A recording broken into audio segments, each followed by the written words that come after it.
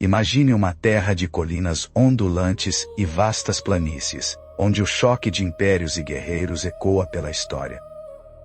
É janeiro de 1879, e no coração da África do Sul, uma tempestade está se formando. O poderoso exército britânico, vestido com seus icônicos casacos vermelhos, marchou para o Reino Zulu, confiante em uma vitória rápida. Liderando-os está Lord Chelmsford, um homem que acredita que suas forças modernas facilmente superarão os guerreiros Zulus, armados com lanças. Mas, sem que ele saiba, uma força de 20.000 guerreiros Zulus, sob o comando do rei Cetshwayo, está se aproximando do acampamento britânico em Isandlwana. O que se desenrola a seguir é uma história de bravura, tragédia e reviravoltas inesperadas da guerra. Bem-vindo à história da Guerra Anglo-Zulu, um conflito que remodelou o sul da África e deixou uma marca indelével na história. Vamos retroceder um momento para entender como essa guerra surgiu. Os anos de 1870 no sul da África foram um período de tensão latente entre três grandes potências, as repúblicas grandes potências, Boers, descendentes de colonos holandeses.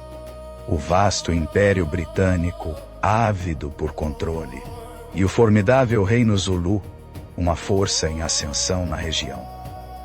Até o final desta década, a Guerra Anglo-Zulu mudaria o equilíbrio de poder de maneiras que ainda ressoam hoje.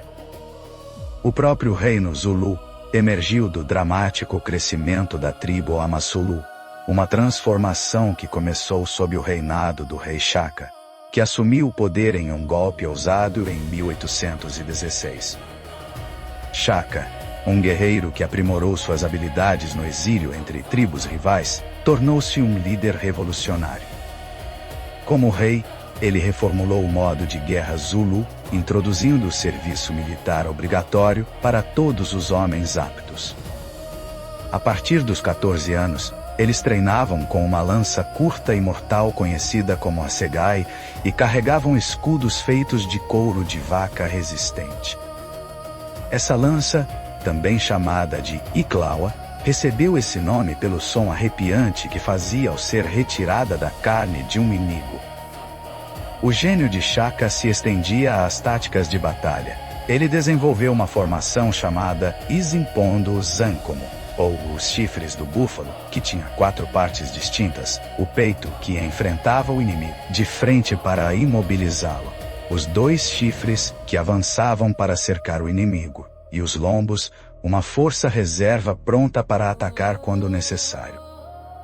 Essa abordagem disciplinada e inovadora tornou o exército de Shaka muito superior às tribos vizinhas.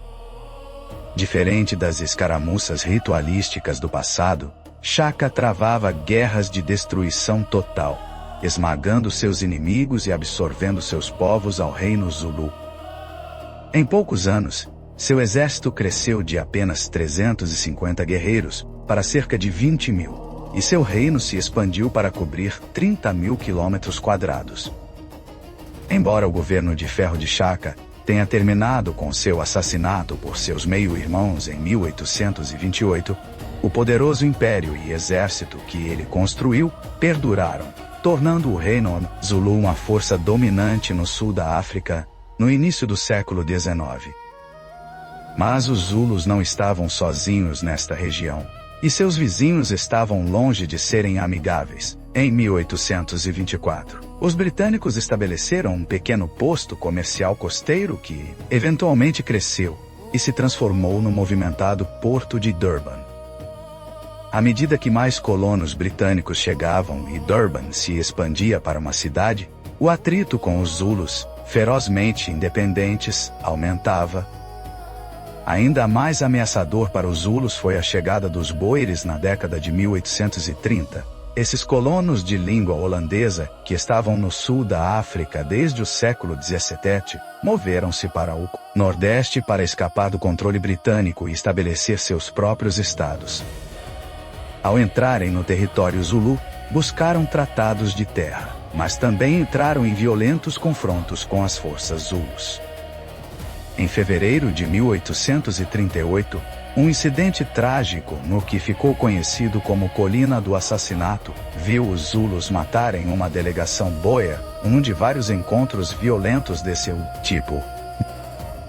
Esses eventos desencadearam um conflito mais amplo, alimentado por disputas profundamente enraizadas sobre terras. Na época, os Zulus também lidavam com lutas internas pelo poder, enquanto enfrentavam pressão tanto dos britânicos quanto dos boeres. Guerreiros Zulus até saquearam Durban, mas os boeres revidaram, derrotando-os na Batalha do Rio de Sangue.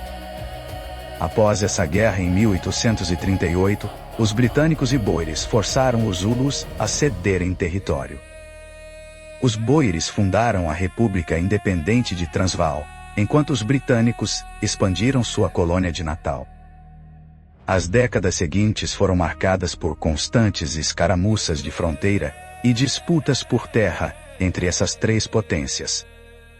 Na década de 1870, as autoridades britânicas na África do Sul estavam ansiosas para consolidar sua dominância.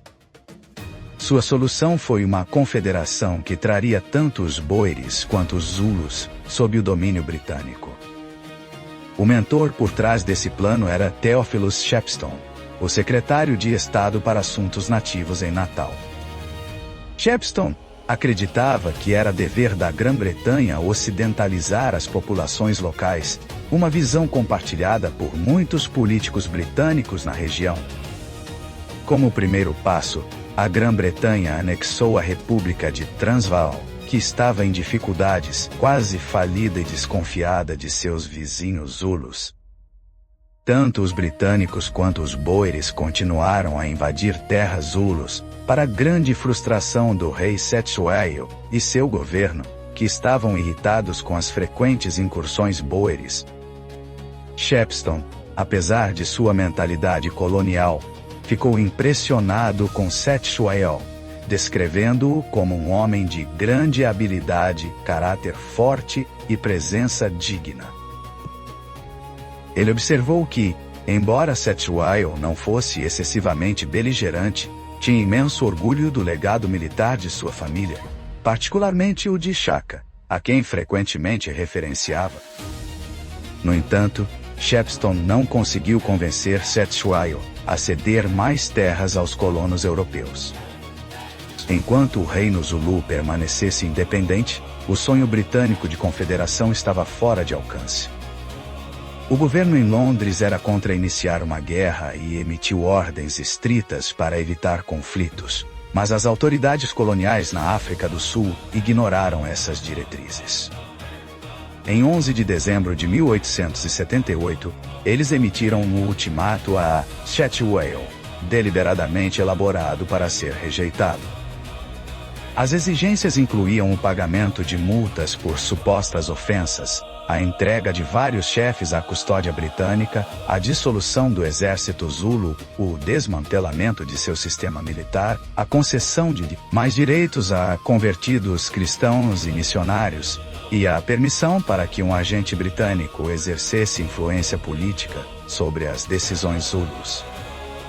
Esses termos, além das multas fabricadas, eram impossíveis para o rei aceitar. Quando Cetshwayo rejeitou o ultimato, os britânicos tiveram o pretexto de que precisavam para lançar a guerra anglo-Zulu. Em 11 de janeiro de 1879, eles invadiram o reino Zulu. Liderando a campanha estava Lord Chelmsford, um oficial experiente com experiência na Guerra da Crimeia e vários conflitos coloniais pelo Império Britânico. Seus encontros recentes com o povo Xhosa o levaram a subestimar os guerreiros africanos, um erro que logo o assombraria.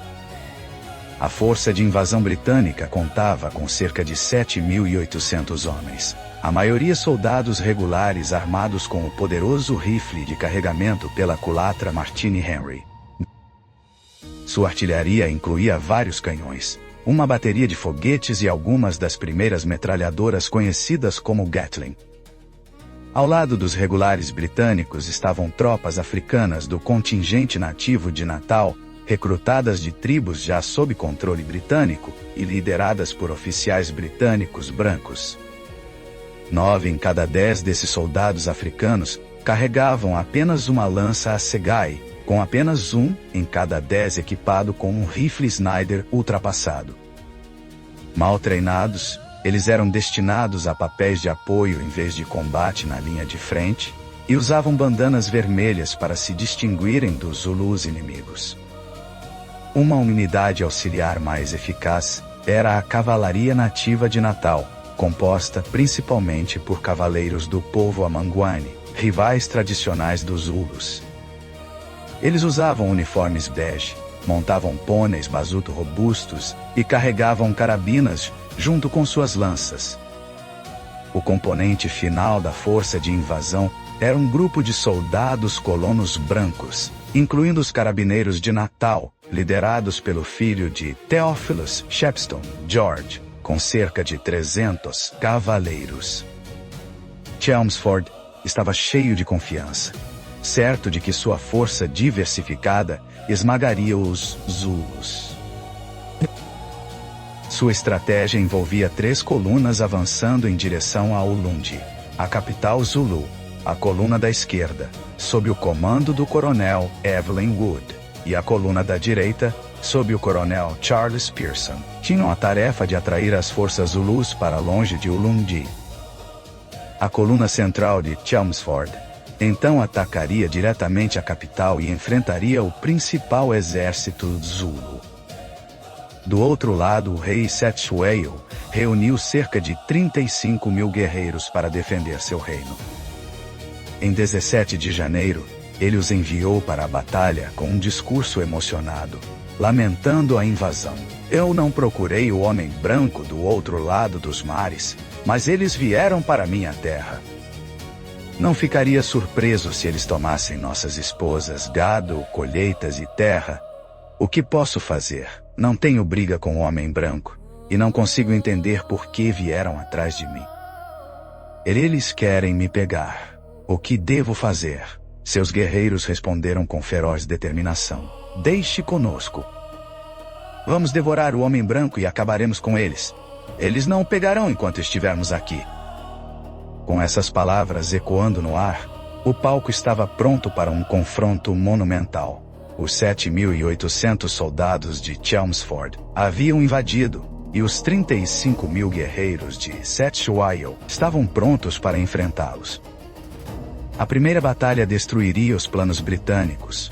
O avanço de Chelmsford pelo território Zulu foi dolorosamente lento, dificultado por um trem de carroças pesado e chuvas fortes, que transformaram as estradas em lama e fizeram os rios transbordarem. Convencido de que os Zulus não entrariam em combate até que ele se aproximasse de Ulundi, Chelmsford enviou unidades de reconhecimento de sua coluna central para coletar informações. Enquanto isso, o exército Zulu se movia com velocidade e furtividade. Seus batedores identificaram a coluna de Chelmsford como a principal ameaça e astutamente atraíram as patrulhas de reconhecimento britânicas para longe da força principal para enfraquecê-la. Eles até conseguiram atrair o próprio Chelmsford para longe de seu acampamento base em Isandlwana. Excessivamente confiante, ele desconsiderou o protocolo militar britânico padrão e não fortificou o acampamento antes de partir. Sem que ele soubesse, os britânicos estavam caminhando para uma armadilha mortal. Batedores britânicos avistaram pequenas unidades Zulus se movendo na área, mas as descartaram como grupos isolados. Na realidade, esses eram os elementos avançados de um enorme exército Zulu de 20 mil guerreiros, descendo sobre o acampamento britânico desprotegido. Em 22 de janeiro, os Zulus estavam perto o suficiente para atacar. O chefe Ntchingwayo Kamaholi, um comandante Zulu experiente, inicialmente hesitou, mas seus batedores relataram que as defesas britânicas estavam fracas. Um guerreiro mais tarde relembrou o momento. Nossos batedores disseram aos líderes que os homens brancos estavam espalhados pelas colinas de seu acampamento como cabras pastando. Eles acreditavam que os espíritos ancestrais da nação Zulu os haviam entregue em nossas mãos para serem mortos, e que devemos atacar. Os jovens guerreiros superaram os anciãos cautelosos, e a ordem para atacar foi dada, enquanto Chelmsford desfrutava de um piquenique a 20 quilômetros de distância. Batedores britânicos finalmente notaram a aproximação dos Zulus. O comandante interino, tenente-coronel Henry Pullen, sentiu um ataque iminente, mas subestimou os números dos Zulus. Com apenas 1.600 homens e 2 pequenos canhões, ele não conseguiu fortificar o acampamento. Às 11 da manhã, a cavalaria britânica, perseguindo gado disperso, deparou-se com o exército Zulu completo. Um cavaleiro, James Hammer, escreveu mais tarde: ao nos aproximarmos, vimos os Zulus como formigas à nossa frente, em perfeita ordem, silenciosos como ratos, estendidos pela planície em uma linha uniforme. Estimamos seu número em 12.000. Percebendo que sua furtividade estava comprometida, os Zulus abandonaram sua abordagem cautelosa e lançaram um ataque em grande escala. Usando a formação dos chifres do búfalo, o peito central avançou de um vale em direção ao acampamento, enquanto os chifres se moviam para cercar os flancos britânicos. Pullen, ainda sem compreender a escala da ameaça, posicionou suas tropas em uma fina linha defensiva na borda do acampamento, em vez de recuar para o terreno mais forte, perto da colina de Isandlwana. Essa linha excessivamente estendida era vulnerável aos chifres Zulus que a cercavam. Inicialmente, os britânicos mantiveram sua posição, seus atiradores desencadeando salvas devastadoras e os canhões disparando estilhaços contra as fileiras Zulus. O avanço central Zulu foi interrompido, forçando os guerreiros a se abrigarem, mas os chifres progrediram, virando os flancos britânicos e exercendo imensa pressão sobre sua linha. À medida que a munição diminuía, Pullen ordenou uma retirada para o acampamento para reabastecimento. Aproveitando o momento, os Zulus avançaram. O capitão Essex do 24º Regimento descreveu o caos. Em um instante, tudo era desordem. Poucos homens tiveram tempo de fixar baionetas antes que o inimigo estivesse sobre eles, manejando suas assegais com efeito aterrorizante. Ouvi oficiais incentivando os homens a se manterem firmes, mas em segundos, a retirada se tornou geral. O soldado Sparks da Polícia Montada de Natal testemunhou o colapso. Havia total confusão. Nenhuma formação para defender o acampamento. O exército Zulu nos flanqueou com alas em ambos os lados, nos cercando por 3 lados. Em pouco tempo, o acampamento foi invadido por vastos números de Zulus. Uma defesa eficaz era impossível. A batalha se transformou em um massacre. Alguns soldados britânicos montados escaparam, mas grupos isolados de tropas foram abatidos em desesperadas resistências finais. Os Zulus não fizeram prisioneiros, matando 1.300 soldados liderados pelos britânicos, incluindo George Shepstone. As baixas Zulus são incertas, mas provavelmente ultrapassaram 1.000 mortos e feridos. A Batalha de Isandlwana foi uma impressionante vitória Zulu, obliterando a força central de Chelmsford. No entanto, mesmo enquanto esse desastre se desenrolava, outra batalha estava se formando, perto do rio fronteiriço entre Natal e o Reino Zulu ficava Hawks Drift, uma pequena estação missionária, convertida em hospital e depósito de suprimentos britânico, sob o comando do tenente John Chart. Ao meio-dia de 22 de janeiro, 2 sobreviventes abalados de Isandlwana chegaram com notícias sombrias. A coluna central foi destruída, e os Zulus estavam vindo. Chard sabia que fugir seria inútil contra os rápidos Zulus, então decidiu ficar e lutar. Com cerca de 400 homens, a guarnição correu para construir um perímetro defensivo improvisado. Enquanto isso, uma força Zulu de aproximadamente 4.000 guerreiros, liderada pelo príncipe Dabumamanzi Kampand, meio-irmão do rei Setshwayo, se aproximava. Ansioso por glória após perder a luta principal em Isandlwana, Dabumamanzi desobedeceu às ordens de não cruzar para o território britânico. Quando os Zulus chegaram por volta das 4 da tarde, o pânico tomou conta das fileiras britânicas. A cavalaria nativa de Natal e as tropas do contingente, junto com seus oficiais, fugiram, deixando com seus oficiais Shard com apenas 150 homens. Percebendo que o perímetro original era indefensável, ele ordenou a construção de um muro de recuo usando caixas de biscoito. Após um brutal combate corpo a corpo, Shard viu suas defesas ao norte falharem e recuou para a segunda posição. No caos, o hospital pegou fogo antes que pudesse ser evacuado, e os Zulus mataram a maioria dos pacientes dentro dele. Às 7 da noite, os exaustos sobreviventes britânicos, com pouca munição, guarneciam a barricada final, preparados para lutar até a morte. Os Zulus, sentindo a vitória, lançaram ataques implacáveis durante a noite, o combate iluminado pelas chamas do hospital. O soldado James Hitch, ferido no ombro, mais tarde relatou a luta desesperada. Durante um avanço feroz, 3 Zulus vieram para cima de mim.